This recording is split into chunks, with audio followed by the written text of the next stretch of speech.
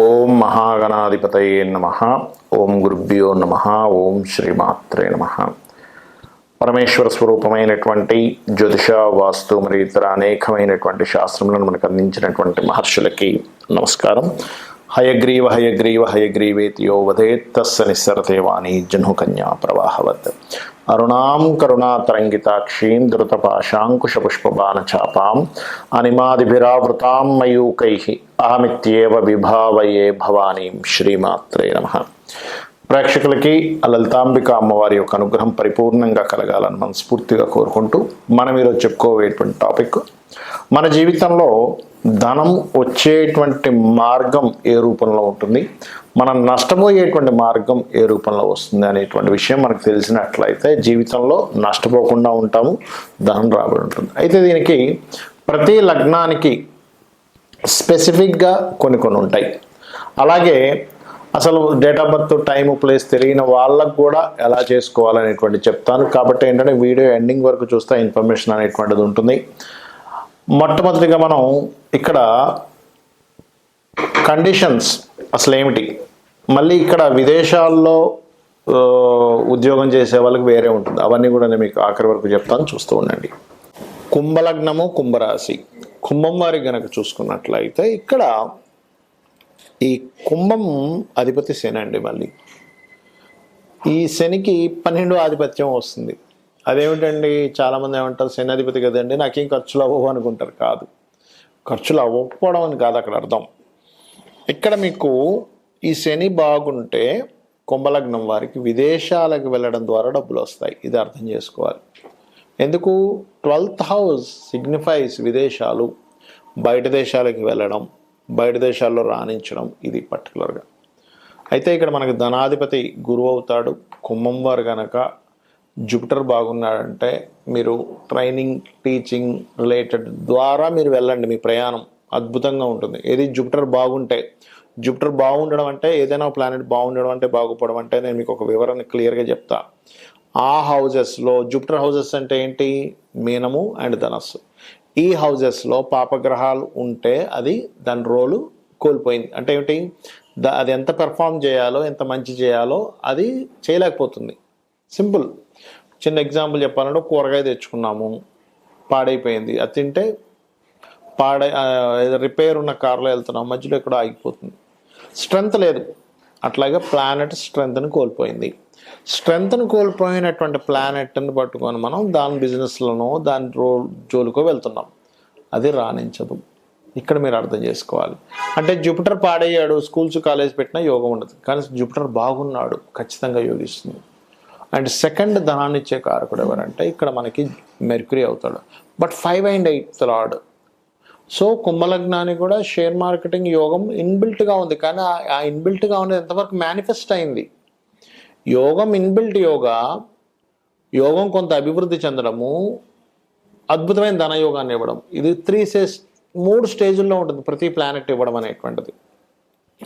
ఇక్కడ ఏం చేస్తుందంటే ఈ జూపిటర్ అండ్ మెర్క్యూరీ బాగున్నాడు, ఏమంటే నాకు బుధుడు బాగున్నాడు, గురువు బాగున్నాడు, మంచి పొజిషన్స్లో ఉన్నారు, దానికి నీచభంగ రాజయోగం ఏర్పడింది లేదా విపరీత రాజయోగం ఏర్పడింది, అప్పుడు మీరు షేర్ మార్కెట్లో అద్భుతంగా రాణిస్తారు. అవేమీ లేవు, ముట్టుకున్నారా అయిపోయింది, ఇబ్బంది పడతారు. కాబట్టి ఈ కాంబినేషన్ చూసుకోండి. అయితే ఇక్కడ బుధుడు బాగున్నాడు అనుకోండి, ఇన్సూరెన్సెస్ మూలంగా డబ్బులు వస్తాయి. ఇన్సూరెన్స్ ఏజెన్సీస్ ఉంటాయి, ఏజెంట్స్ ఉంటారు, లేదా రీసెర్చ్ చేస్తూ ఉంటారు, లేదా పిల్లల్ని బాగా చదివించడం ద్వారా యోగం. పిల్లలు బాగా తెలివైన పిల్లలు, బాగా చదువుకునే పిల్లలు పుడతారు కుంభలగ్నం వారి, కుంభరాశి వారికి. ఎందుకంటే క్యాల్కులేటివ్గా లెక్కలు బాగా చదవడం పిల్లలు కుంభలగ్నం వారి, కుంభరాశి వారికి. ఎందుకు?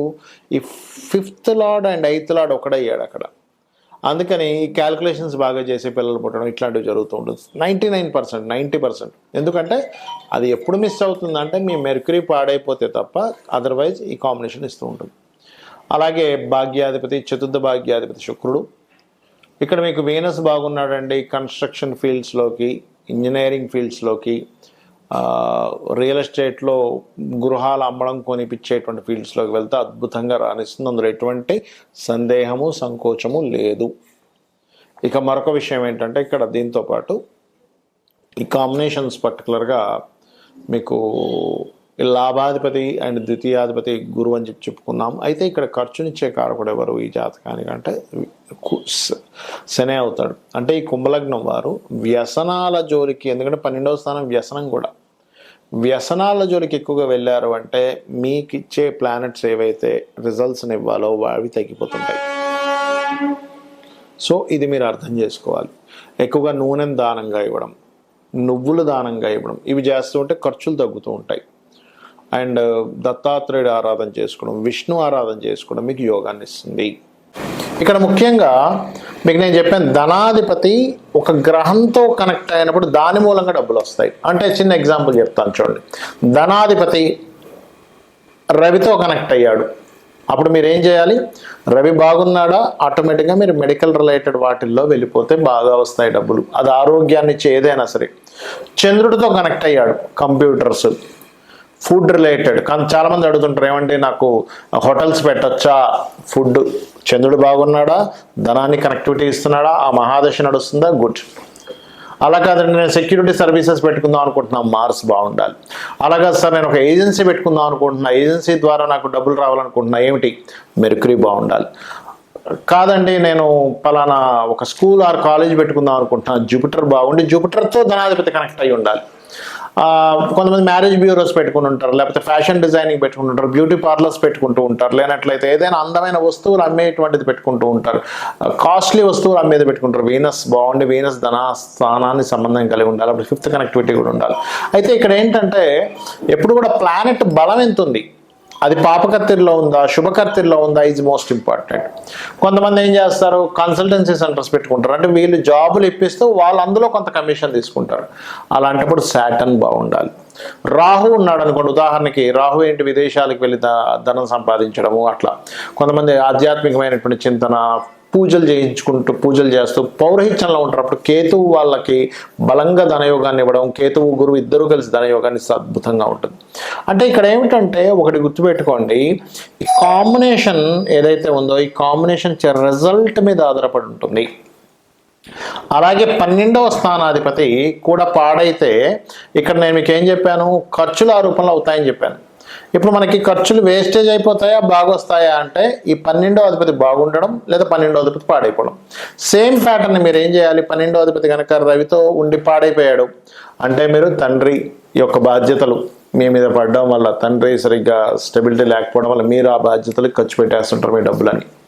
అలా కాదండి నాకు 12వ స్థానాధిపతి కొంతమందికి ఎట్లా ఉంటుందంటే వ్యసనాల్లోకి వెళ్ళిపోతారు. అంటే అట్లాగా రకరకాల డ్రింకింగ్ హ్యాబిట్స్ అని, లేకపోతే అటు ఇటు పిచ్చి పిచ్చిగా ఖర్చు పెట్టేసేయడం కానివ్వండి, రకరకాల హ్యాబిట్స్ ఉంటాయి. ఇవాళ రేపు మీకు తెలియని విషయం కదా, దాన్ని నేను చెప్పక్కర్లేదు ప్రత్యేకంగా.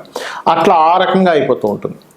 లేదండి కొంతమందికి ఏమవుతుంది, ఎక్కువ తిరగడం ద్వారా స్పెండ్ చేస్తుంటారు, ఆ టూర్ అంటారు, ఈ టూర్ అంటారు. మూన్ 12వ స్థానంతో ఉంటే అప్పుడు అది అట్లా. మార్స్ అనుకోండి అనవసరమైన గొడవల్లో ఇరుక్కొని ఆ కేసెస్ చుట్టూ తిరుగుతుంటారు. జూపిటర్ అయినా సరే కోర్టు కేసెస్ చుట్టూ తిరుగుతుంటారు. వీనస్ అనుకోండి అనవసరమైన చెడు స్నేహాలు, అట్లాంటి వాటి ద్వారా. మెర్క్యూరీ పాడయ్యాడు అనుకోండి, ఉదాహరణకి మీకు 12వ స్థానాన్ని మెర్క్యూరీ పాడు చేస్తూ మెర్క్యూరీయే పాడయ్యాడు, మెర్క్యూరీతో కాంబినేషన్స్ వచ్చాయి అన్నప్పుడు పాడైతేనేమో అనవసరమైన బిజినెస్ ఇన్వెస్ట్మెంట్స్ వల్ల మీకు ఇబ్బంది కలుగుతూ ఉంటుంది. అదేవిధంగా జూపిటర్ అయితే ఏమవుతుందంటే కొంతమంది ఏం చేస్తారంటే కొన్ని ఈ జూపిటర్కి కోర్టు కేసెస్ అని చెప్పాను ఆల్రెడీ, వీనస్ అయితేనేమో వ్యసనాలు అని చెప్పాను, శని అయితే రోగాలకు పెడుతూ ఉండాల్సి వస్తూ ఉంటుంది. లాంగ్ టర్మ్ ఇన్వెస్ట్మెంట్ చేస్తూనే ఉంటారు, కంపెనీ పెడతారు, కొన్ని సంవత్సరాలు ఇన్వెస్ట్మెంట్ చేస్తూ ఆ ఉన్న ఆస్తులు మొత్తం అమ్మేసుకుని దానికి పెట్టాల్సి వస్తూ ఉంటుంది. ఆ రకంగా రాహుకేతువులు అయితే కొంతమంది సాఫ్ట్వేర్ కంపెనీస్ పెట్టి ఇబ్బంది పడుతుంటారు. అంటే ఇక్కడ ఏమిటి మరి ఇలా ఉందండి, మరి దీనికి రెమెడీ ఏమిటి? ఎందుకంటే సరే నాకు డబ్బులు వస్తున్నాయి, ఫైన్, డబ్బులు పోతున్నాయి అర్థమవుతుంది, కానీ ఏమిటి రెమెడీ ఏమిటి? It's very clear. మీకు సన్ ద్వారా కనుక మీకు ఇబ్బంది అవుతుంది అంటే సూర్యభగవానుడు ఆరాధన రెగ్యులర్గా చేయండి, మీకు ఖచ్చితంగా బయటపడిపోతారు. సండే మీరు ఉపవాసం ఉంటూ ఉండండి. మూన్ ద్వారా అవుతుందంటే సోమవారం ఉపవాసం ఉండండి. అయితే ఉపవాసాల్లో ముఖ్యంగా మనకి పూర్తి ఉపవాసం ఏకాదశికి మాత్రమే చెప్పారు. కానీ మండే కనుక మీకు మండేస్ మీకు తెలుస్తుంటుంది, మండేస్ ఎక్కువగా ఇబ్బంది వస్తుంది నాకు, ఎందుకంటే జాతకం లేదు. సండేసే నేను ఎక్కువ ఇబ్బంది పడుతున్నాను. సన్ నక్షత్రాల్లో అంటే ఏంటి, కృత్తిక, ఉత్తరాషాఢ నక్షత్రాలు ఎక్కువగా అవుతుంది అన్నప్పుడు మీరు సండేస్ ఉపవాసం ఉండాలి, సూర్య నమస్కారాలు చేస్తూ ఉండాలి. చంద్రుడి ద్వారా వస్తుంది, సోమవారాల్లో నాకు ఎక్కువ నష్టం జరుగుతుంది, ఎందుకంటే ఇక్కడ జాతకం లేని వాళ్ళకు కూడా చెప్తానన్నాను నేను మీకు. అప్పుడు అలాంటప్పుడు ఏం చేయాలి, ఈ పరమేశ్వరుడి యొక్క ఆరాధన, శివలింగానికి అభిషేకాలు చేస్తూ ఉండాలి. బియ్యం దానంగా ఇస్తూ ఉండాలి. ఆదివారం అయితేనేమో గోధుమలు దానంగా ఇస్తూ ఉండాలి. అదే మంగళవారాలు అవుతున్నాయి అనుకోండి, స్కందుని యొక్క ఆరాధన చేస్తూ, కుజగ్రహం దగ్గర దీపారాధన చేస్తూ కందులు దానంగా ఇస్తూ ఉండాలి. బుధవారం ఎక్కువగా నాకు నష్టాలు వస్తున్నాయండి అని మీకు ఒక తెలుస్తూ ఉంటుంది. అలాంటప్పుడు ఏం చేయాలి అంటే మీరు పెసలు దానంగా ఇస్తూ ఉండాలి. అదేవిధంగా గోవులకి గోంగూర తినిపిస్తూ ఉండాలి. అదేవిధంగా గురువారం అవుతుంది అనుకోండి, శనగలు దానంగా ఇవ్వడము, నవగ్రహాల్లో గురుగ్రహం దగ్గర దీపారాధన చేయడం. శుక్రవారం ఎక్కువ అవుతుంది అనుకోండి, బొబ్బర్లు దానంగా ఇవ్వడం, అమ్మవారి ఆరాధన చేయడం, అమ్మవారి ఆలయాలకు వెళ్ళడం. శనివారం అవుతుంది అనుకోండి మీకు ఈశ్వరారాధన చేయడము, లేదా ఆంజనేయ స్వామి ఆరాధన చేయడము, నువ్వులు దానంగా ఇవ్వడము. శని సంబంధించిన ఎక్కువగా ఇబ్బంది ఉందనుకోండి, నూనెలో మీ ముఖాన్ని చూసుకొని దాన్ని చక్కగా బాటిల్లో వేసి ఈశ్వరాలయంలో దీపారాధన కోసం ఇవ్వండి. ఖచ్చితంగా మీ దోషం అనేటువంటిది పోతుంది. రాహుకేతువులు అయితే రాహుకేతువుల దగ్గర దీపారాధన చేస్తూ గణపతి మరియు దుర్గాదేవి యొక్క ఆరాధన చేస్తూ ఉండాలి. ఇలా గనక చేసినట్లయితే మీరు 100% ఖర్చుల నుంచి బయటపడతారు, సంపాదన అనేటువంటిది పెరుగుతుంది. అయితే ఇక్కడ ఏంటంటే ఒక మంత్రం బలంగా మీరు కనుక చేయగలిగితే, ఒకవేళ అప్పులున్నాయి, ఓం అపర్ణాయే నమః, అదేవిధంగా ఓం సంపత్కరీ సమారూఢ సింధుర వ్రజ సేవితాయ నమః, ఖచ్చితంగా మీకు ఫైనాన్షియల్ గ్రోత్ పెరుగుతుంది. దీంతోపాటు ఇంకా వీలైతే కనుక ఓం ధర్మాధ్యక్ష ధనాధ్యక్ష ధనధాన్య వివర్ధనీయ నమః, ఇవి చేసుకుంటూ మీరు ఒకవేళ నేను బిజినెస్ లైన్స్లో ఉన్నానండి, బిజినెస్ ఎదుగుదల కావాలి అనుకునేటువంటి వారు ఓం ఇంద్రగోప పరిక్షిప్త స్మరతూనా భజంగికాయ నమః అనేటువంటి మంత్రం కనుక చేసుకున్నట్లయితే 100% మీరు సక్సెస్ అయి తీరుతారు, సక్సెస్ని మీరు పొందుతారు.